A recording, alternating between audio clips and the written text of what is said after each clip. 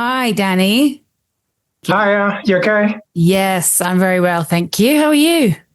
Yeah, I'm good. I'm doing good. I'm still a bit tired from yesterday. It was a long day, but Yeah. it was definitely worth, the trip to London, seeing everybody, that was there and the energy was amazing. So, it was a really good experience, something to be really proud to be involved in. Yeah, so were you involved with Tommy Robinson beforehand? Did he organize? I mean, I know there was a lot of big names there. Did he organize the whole thing? Are you guys friends? No, so yesterday was actually the first time that I met him face to face. But I do talk to a lot of the other influencers that were there, Danny Thomas, Liam Tufts, Adam Brooks, Corky. We all, do the same type of content. So we do at some point, tend to cross paths. But yesterday, it was good to finally meet the main man, who actually organized everything. And who's been shining light on everything that's been happening for a very long time. And, finally he's getting his flowers, Yeah. which is, earned and deserved. How many people were actually there? Because obviously the media are going to say there was a few thousand or whatever, but you said there's a million, right? Or more? Yeah. I mean, look, if you say a football stadium can hold 50,000 people, anybody with a brain, all they have to do is look at the aerials from the helicopters, and it goes on for miles and miles. Anybody with a brain will know that was at least 1 million people very easily. Wow. That's crazy. It was that many people. It was crazy. Yeah. And do you think like Tommy Robinson's been unfairly demonized by the media, and why? I think we live in a world where everybody's so focusing on being politically correct in fear of offending people. But I think we have lost sight of reality. And the reality is, if someone does horrible things, it doesn't matter what the color of their skin is, what religion they practice, where they come from. If you do horrible things, you should be held accountable. And what Tommy did was he realized that a lot of atrocities were being committed by a specific group, and that specific group was not being held accountable for the actions. And all he did was shed light on it. And when he did that, obviously, the powers that be, behind the scenes, obviously had a problem with him shining light on something that we would later find out that it actually goes deeper than we originally thought. So obviously he had to endure a lot of stick, and obviously go to prison a few times. And he went through a lot of tough times. He's had a lot of death threats. He's had a lot of people, going after him and, confronting him in public. And even when he's on holiday with his family, it's something that, looking from the outside, if you actually take a moment to actually look at what he's done, all he's done is report, which is a journalist's job. But he's reported it unbiased. He's given us the raw truth. Recently, when we all found out about the Jeffrey Epstein scandal, we finally discovered what was happening on a world scale. And we realized that what Tommy was reporting was actually a very local thing, part of a global issue. So all of a sudden people are starting to realize, actually, that makes sense, because he shed light on something years ago that now we're finding out it's true, and it's involving all the elites of the world, from the billionaires to the owners of, 500 plus corporations. Like, these are big players in the game. And you start to realize why they were so desperate to keep, this one man quiet. Yeah. Have you had any death threats? Because you have a huge following now, so. Yeah, I mean, I get them a few times every now and again, but I never take it serious. We have a saying in Portugal that basically translates to, a dog keeps barking, but the bus carries on. We don't pay attention to the dogs barking. We just carry on living our life. Because at the end of the day, we all have a destiny and we all have a purpose. And we shouldn't be scared to follow what's right. In our industry, we say, if you're not getting death threats, you're not doing a good job. So fair play. And have you always been Christian, like since you were little, or? Yeah, so I was born into a Catholic, Portuguese family. We are very, very religious. Somewhere along the way, I kind of deviated from religion a bit, and I went down a more spiritual path. And since 2021, after seeing the way that the world has gone, if anything, it's brought me back to Christianity 10 times stronger. And I don't know if you realize, but we are in the middle of a religious world war where we have a religion that is trying to take over the world, and you have a religion that's fighting to simply still exist. It's crazy. So what do you think then was the moment when you kind of stopped caring what people thought and went, you know what, I'm just going to go viral with this, and not just to go viral, but you know what I mean, to make a difference and to stand up and say, what was there something in particular that just made you snap? Yeah, so it started out in 2021 on TikTok. I went viral on TikTok, and I realized I had a voice and I had a way of communicating sense into people. And eventually I got permanently banned from TikTok for simply advocating that children, minor children, should not be allowed to attend pride parades, because I've seen a lot of photos of what goes on in these parades, and you get a lot of adults walking around fully naked. So eventually I got challenged by a lefty over in America. Yeah, you're making these accusations, but where's the proof? So I've done a very long video on TikTok showing all kinds of proof. Obviously, I blurred out the private parts, but you could clearly see that those people were naked. And TikTok banned me for, I think it was adult, sexual, explicit content or something like that. And it was really disheartening because I had a following of 100,000 people at that point. I was getting 3 million views a month. Wow. And it really took my confidence down, because obviously I've been working hard on that channel. I was building a community and I was really happy. And then it just got taken away unjustly. So I was a bit skeptical about doing it on Instagram, because obviously Instagram is where I had a bigger platform. And then back in September, I was at work and I went to sit in my car and have lunch. And I went on Twitter and I saw a tweet that basically said that there was 2 men in Austria that had a conflict, and they had to go to court. And they were allowed to settle their conflict using Sharia law. So I done one video where I said, look, this is the beginning of the end for Europe. Because once you start letting one case be solved with Sharia law, then you've just opened the floodgates, because now someone else is going to want to do it because they saw that that case was solved with it. And that's how an infection starts. It starts very small and then it spreads. So I done this one video and I wasn't expecting it to go viral. I expressed my opinion. I carried on with my day. I went to sleep. I expected to wake up the next day and just maybe take the video down. I just wanted to kind of vent my opinion because I was red hot that day, and I just wanted, to put that into video. And then when I realized it, my video had gone viral. It was my first one, in terms of a political thing. It went viral. I think I had about 10,000 followers overnight, had millions of views. And I checked my DMs and I had thousands of messages from people, telling me, thank you for sharing this, thank you for using your platform.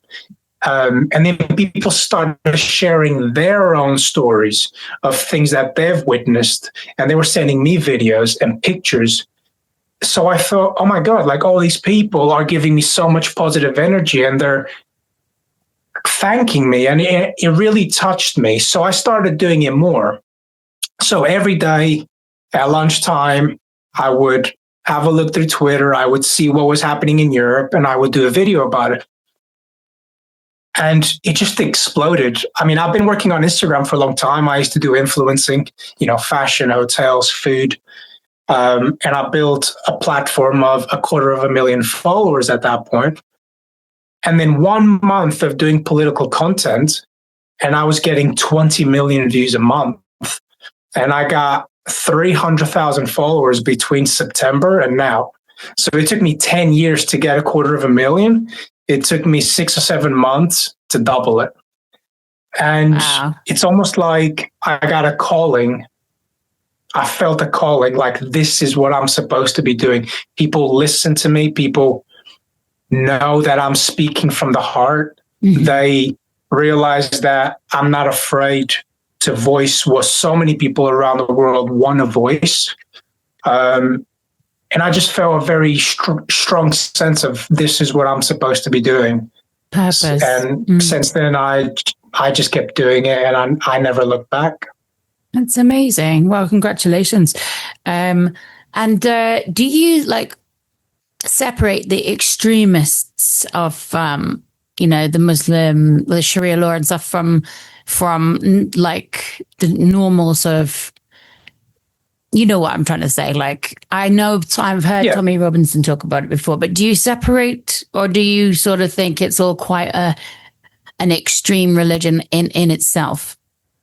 I think that there are two kinds of Muslims. I have a lot of Muslim friends, and when I started doing this content, that was one of the things that I was scared of. I didn't want my Muslim friends to get upset, but I had to make them understand, look, I'm not targeting all of you. I'm targeting the ones that were not born and raised into modernized countries. They still have this medieval way of thinking. So the way I explain it to my friends, and the way I explain it to Muslims that are kind enough to, instead of calling me names, they actually want to debate on my DMs, like, why do you have this view? Yeah. And I really appreciate those Muslims that actually want to have a chat with you, a respectable debate, and see where you're coming from. And I've had Muslims on my DMs that actually appreciate where I'm coming from. They understand. And I've had Muslims that simply don't care. They have their way of thinking, and that's it. So what I usually tell these ones that are willing to listen is that Christians, we used to burn women at the stake because we thought they were witches. Yeah. We did horrible things, but we've evolved. That's a good point. So what I try to make them realize is that no religion's perfect. We all have our issues, but we have seen a progression in almost every religion where we adapt our way of thinking and we put it into practice in the modern world. Whereas Muslims in the third world mostly still have this medieval way of thinking, when it comes to throwing gay people off buildings or stoning women to death or marrying children. These are behaviors that shouldn't exist in the 21st century. We need to evolve as a species. And this is what I try to make them realize. If you, the good Muslims, are not going to stand up to the bad ones, then we have to do it ourselves. And you have a decision to make. You either stand on our side and show us that you understand where we're coming from, or you join the bad ones simply because they share the same religion as you, but on a more radical level. And then it comes down to who you are as a person. Are you using your brain, or are you using your heart? Yeah. And then it comes down to, do you follow principle, or do you just follow a book that was written 1,000 years ago? And the true character of someone will come out when they have to make that decision. So what would you say makes a good Christian then? A good Christian, I mean, look, Christianity is about love. It's about treating people the best way you can. It's about treating your neighbor right. It's about not being jealous. It's about having one partner. It's about living alongside other people in peace. And it's not a forced religion. If you are a Christian and you want to leave Christianity, nobody's going to do anything to you. Yeah. We have the freedom to choose to learn other religions. We choose to learn and, gain that wisdom. A lot of people go all over the world and learn different practices, and they really expand their mind. And then once they've learned every single religion, they make their decision of which one they think connects more with them on a deeper level. Whereas with Islam, if you happen to be born into an Islamic family, you have no choice. Mm-hmm. If you want to leave it, they openly state they will kill you. That is the price. So how can you be proud of something like that? How can you be proud to say Islam is the fastest growing religion in the world? Where, of course, it is. You're reproducing at an incredibly fast rate, mm-hmm. and you're banning people from leaving the religion. So, of course, it's going to grow, Mm-hmm. And I just think sanity's gone out the door, and maybe it's because AI is doing everything for us now, so we don't have to use our brain very often. I don't know, but either way, I think people need to start opening their eyes and actually expand their minds to what's going on. Well, and so what do you think of, I know this is going to be a controversial question, but what do you think of Russell Brand at the moment? I don't really listen to much of Russell Brand. I know that he's been recently involved with a case with a minor. That is wrong. I don't care what color skin you are. I don't care what religion you practice. If you do something wrong, you need to be held accountable. We're not going to defend someone that has done something bad. That's not what we do. He has come out and apologized, which is great because a lot of people don't even apologize. They just come out and try to defend themselves. He's owned it. Mm-hmm. It still doesn't make it right, but at least he's taking steps to say, look, I've done this. Hold me accountable. Should he have been punished? Yes, I think he should have been punished. Mm-hmm. But at least he's come out and said, look, I've done this. Yeah. And that's all you can do, because we all make mistakes. I don't know if he knew that this person was that young or if they lied about their age. I have no idea. I haven't really read into the issue. Mm-hmm. But if he did wrong, then he should be held accountable. Absolutely. Okay. And just lastly about that subject, what would a perfect Britain look like to you? Perfect Britain would be where you can have migration, but Brits are the majority. Christianity is the majority religion. We shouldn't have to change who we are. We shouldn't have to change our beliefs, our culture, our way of thinking to make people that have migrated here feel more comfortable. And this is coming from an immigrant myself. I'm Portuguese. When I was 10 years old, we moved to America. I lived there for 4 years. And then we moved to England. So I've had to live abroad, and I've been in different cultures and, I've met people from all over the world. I've had to learn different languages, and adapt to how people do things in their countries. I never once asked people to change the way that they do things to make me feel more comfortable. It's my decision to live in that country, so I have to adapt. But what's happening now is we are having to stop talking the way we do. We have to stop posting things. We have to stop eating certain things. We have to stop playing certain music. Just so that we make people feel comfortable. But at the same time, we see churches all over Europe being burned to the ground. We see women and children getting raped. We see every day that goes by, our culture being erased a little bit more.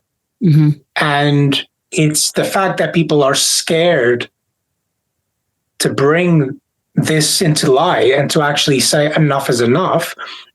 People are scared to voice their opinions, and that's why this is happening. They want, and they openly state it, they want Islam to be the number one religion in the world. They openly state that Islam will visit every house.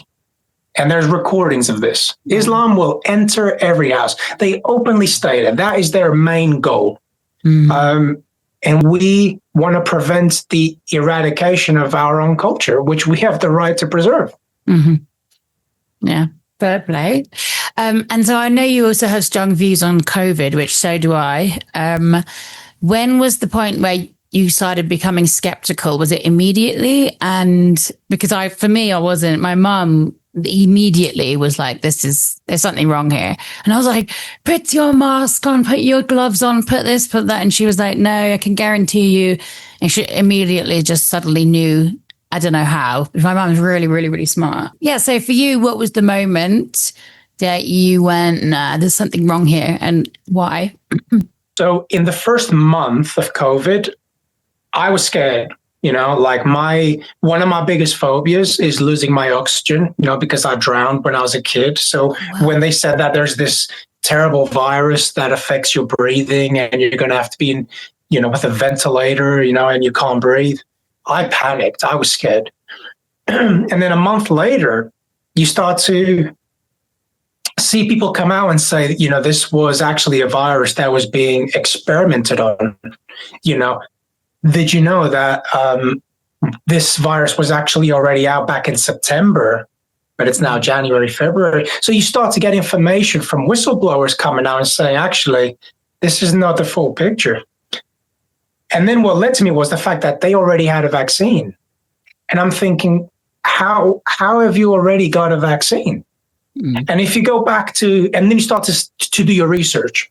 And I remember seeing this post about how the people that own the laboratory in Wuhan also had shares in Pfizer, who owned this, who owned that. And you start to realize it's all linked. All the companies involved with the vaccine and the lab and the companies that own this and own that, they're all interlinked. So they're all making money. Mm-hmm. And then when they start to release the facts that you have less than 1% chance of dying, you might not even show symptoms. If anything, you lose your smell, for a week. So you start to realize, okay, it's not as bad as we initially thought.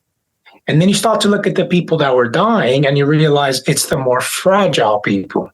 Yeah. The older people, the people with terminal diseases, the people with, bad conditions, right? So you start to think, okay, I trust that my body can do this because I'm a young, fit guy. I go to the gym, I eat good. My body can take this, no problem. And then they start to restrict your life. You can't travel if you don't have the vaccine.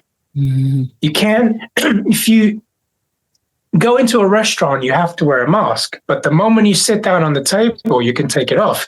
Makes no sense. Do you remember the tables as well? Sorry, going to a rave and having to sit at the table, but you're still at a rave. It's just nothing. Nothing made sense. Nothing, absolutely nothing made sense. And and the gyms were shut, but McDonald's was open. And it's just everything they did. Every single day you would find out something new that was like, that doesn't make sense. I enjoy the first lockdown because my parents both have multiple jobs each, so I hardly ever saw them. So it was nice to have those 2 months where you're with your family every single day, you watch films, the weather was brilliant. It was nice. But then you start to realize 5G had just been released. And then you start to do your research and you notice that when 4G was released, we had another pandemic. I think it was the swine flu. Oh, yeah. And when 3G was released, we had another virus. And when 2G was released, I think we had SARS-2. And when 1G was released, we had another pandemic. So every time they increased the frequency, we appeared to get a virus. So I just had that gut feeling, this does not make sense. And then that's when I started going down the spiritual road. Okay. So when I was on lockdown, I really started listening to a lot of podcasts and I started going down, all the rabbit holes imaginable. And that's when I started my TikTok. And when you start to get into that world of the conspiracy theories, you start to listen to other people's theories and what they think is happening. And then you make your own connections of things. And then they start to ban people that say certain things. And then you're thinking, why are you banning me for having an opinion on something? Yeah. I mean, we have free speech. And then you start to see that they have Agenda 2030, goal. And they come out and literally say, I mean, there is an interview with Bill Gates where he openly says that we have an overpopulation problem. Yeah. And I quote,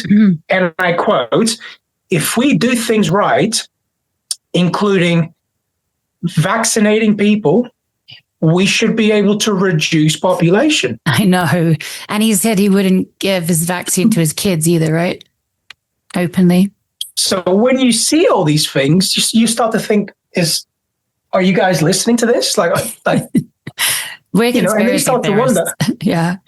And then you start to wonder you start to grab a megaphone. Are you guys listening to this? Like, it's right in front of your eyes. And I remember when they were trying to bribe people to take the vaccine by giving them a free meal or 150 euro voucher, I think, in Greece that they were giving people to take the vaccine. So we're not going to force you to take the vaccine, but we're going to try and tempt you to do it. Oh, honestly. It made no sense. Yeah. And I just want to say, and actually I forgot about this completely, but I was working in a pharmacy a little bit while they were during the COVID vaccines where they were pushing. I'm not going to say which pharmacy in case I get sued, but they gave one day, they had a helper in or whatever who was not qualified at all to give out vaccines. And they gave the COVID vaccine, they didn't dilute it. And they gave, I think it was 4 or 5 times the amount you're supposed to have to kids, like as young as, 6 or 7, up to like 80-year-olds. It was about 100 people that day. And they were like, oh shit. And she had a meltdown and this and that. And at the end of the day, I said, you do realize you could probably kill all of those people. They were saying they got bonuses for the amount of vaccines they gave out a month. That is real. And I'm 100% sure of that because I was there. And I said, if you don't ring every single one of these people's families today and tell them to go to hospital immediately, I'm going straight to the press. I forced them. They locked me in the pharmacy. I had to literally force them to do it. Otherwise, they were just going to ignore it and let it go. They could have killed. I don't know what happened to those people to this day, but it was absolutely horrific to watch. So, yeah, I totally believe in that 100%. Oh, it was horrible. Yeah. Yeah, I mean, my grandma took it and she had a heart attack 2 weeks later. And then you start to see athletes all over the world just collapsing, and healthy young people just dying of heart attacks. And then you start to see blood clots. And it was really tough being a conspiracy theorist back then. I remember being at my old job and I was trying to tell, I was the only one unvaxxed in that office and people were laughing at me. And I was like, look, you laugh now, just to give it a couple years, you'll see. And I'm just glad that all the conspiracy theorists now are getting the flowers, for what they had to put up with back then. They've gone super quiet now. I used to get it as well. Yeah. I've lost a lot of friends over that. And now they're all quiet. They're just quiet. No, nothing's happened. So do you think the public mainstream now, media has lost trust with everybody? Because you see, when people, the Daily Mail or anyone, the Guardian, anyone posts anything, all of the comments are just lies, bullshit, da da da da da. Do you think that everyone's lost trust? I think people are starting to follow people like me, for example, like you with the podcast. I think people are going to podcasts and people's channels to look for the truth because we've learned that even with news channels, you've got left wing and right wing. I mean, just look at America. I think you have CNN and Fox. I think they're on the opposite side of the spectrum. So you'll see the same story be told in 2 separate ways. So, people are starting to realize that the media will tell you as much as they want you to know. They will never tell you the whole truth. So people are relying on people like us to actually report from the ground and show them what is really happening. I mean, all they have to do is look at the rally yesterday. I mean, the media is saying 50,000 people. Everybody with a brain knows it's a lot more than that. So, even with things like that, they don't exactly try to hide that they lie to you. So at this point, if anybody doesn't have their eyes open, it's because they don't want to have it. It's because living in the illusion is a lot easier for them. Mm-hmm. And now there's a new virus every day. Yesterday, I think I read about 3 life-threatening, horrible viruses, and I was just like, oh. Yeah. So what is your darkest prediction for the future? I think that we are heading towards, digital ID, 15-minute cities, social credit score systems, obviously digital money, electric cars. And I think we're going to get to a point where everything you do in your life is going to be monitored. It's going to be under watch, under extreme surveillance, to the point where if you say something that the government doesn't like, they can freeze your bank account. They can turn your car off. They won't allow you to leave the city or the country. And people look at this and they think it sounds extreme, but it's really not. I mean, it's already happening in China. That is the blueprint. I keep saying this. It's already happening in China. All you have to do is look there. So those that think that it's too crazy to think that they're going to take that and put it on a global scale, it's not impossible. That is exactly what they want. They want a new world government. They want a one world system where everybody on Earth essentially is under the same control.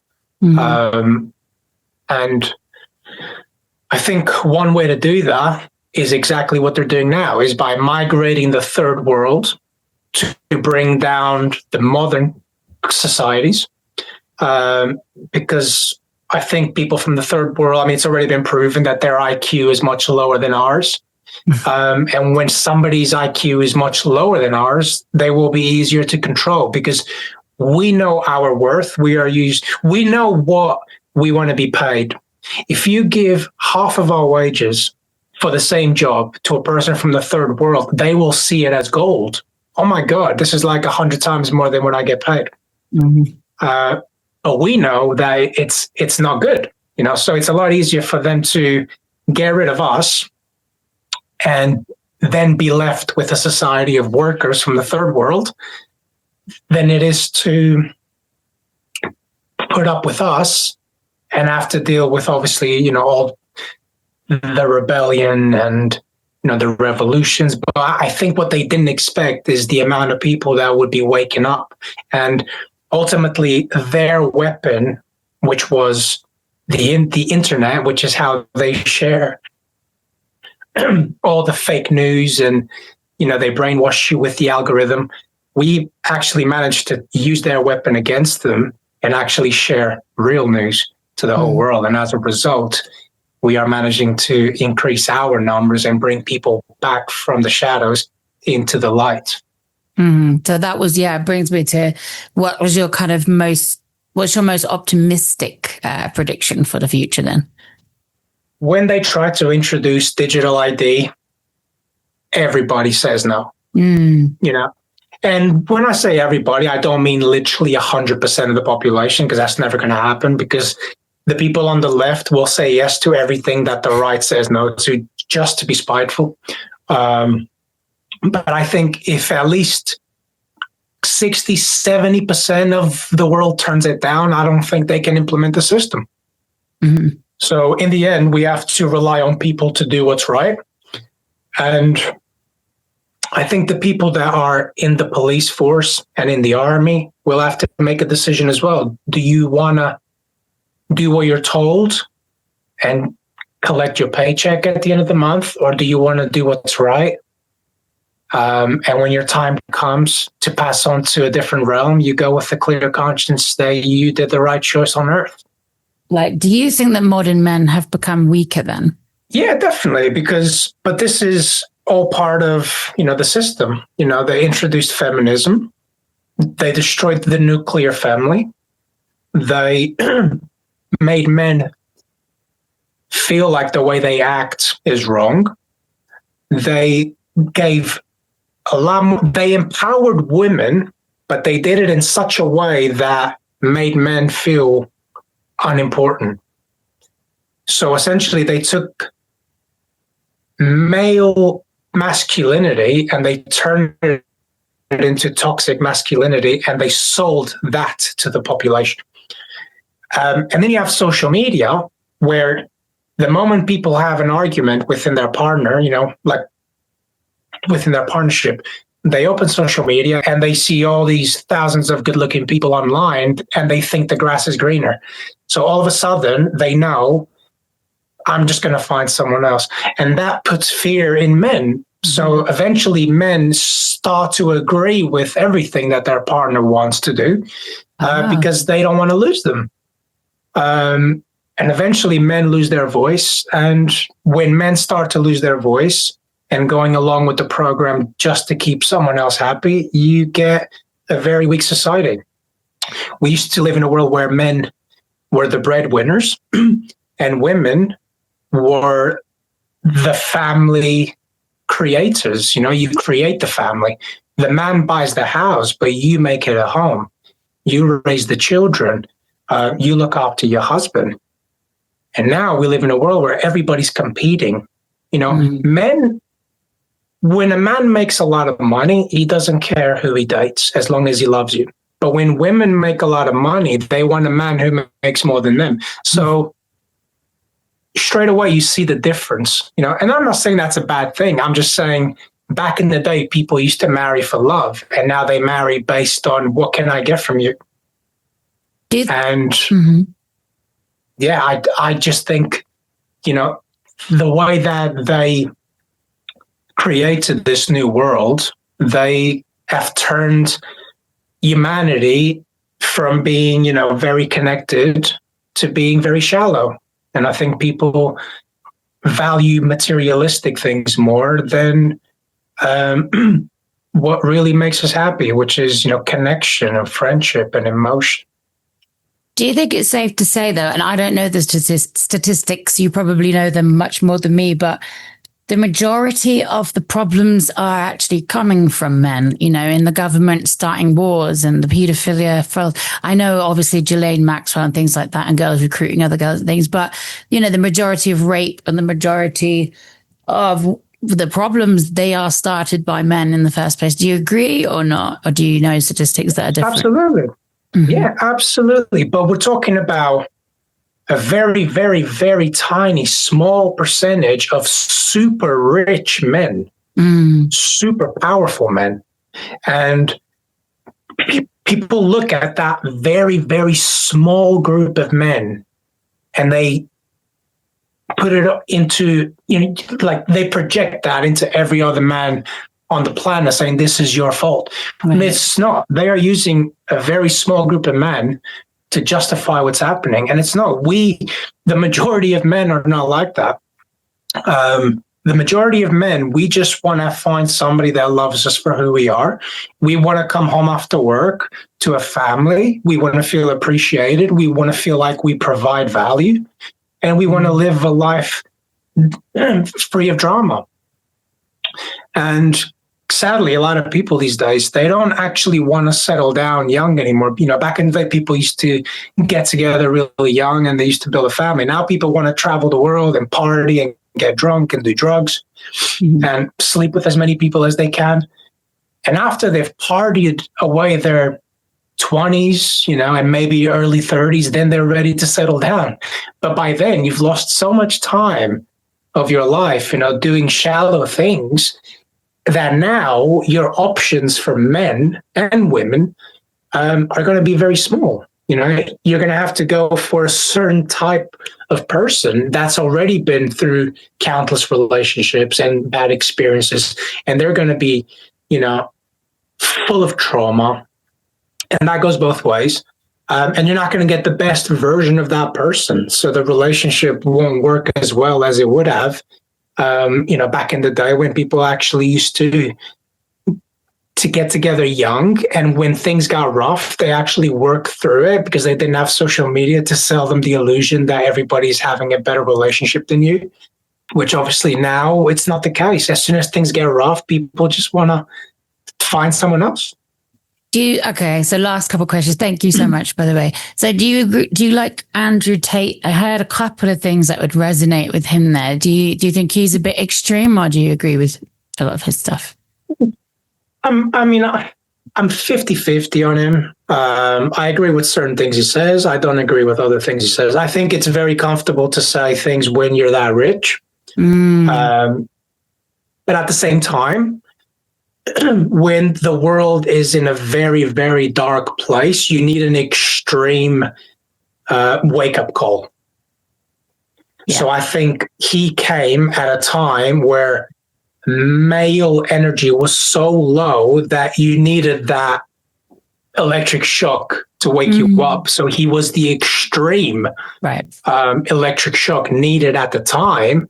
But obviously you have to listen to what he says and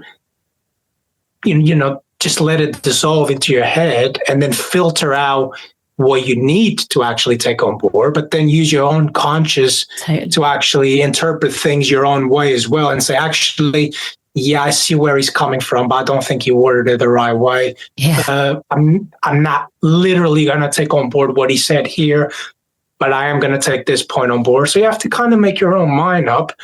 But it was a necessary shock to the system at that point.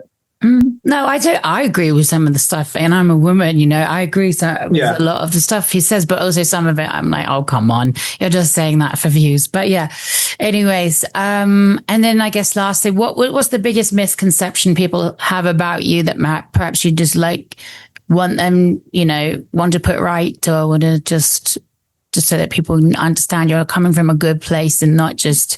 Yeah.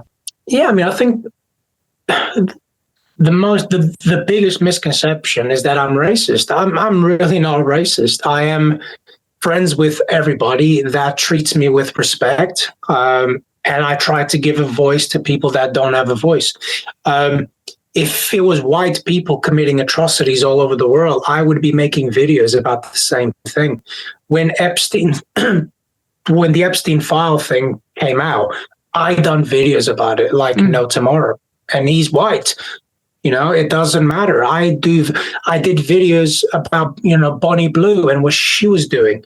Whenever somebody does something extreme that I don't think it's good for society, I make videos about it. It just so happens that most bad things being done now, that you hear on a regular basis happens to be from the same ethnic group. And that's not up to me.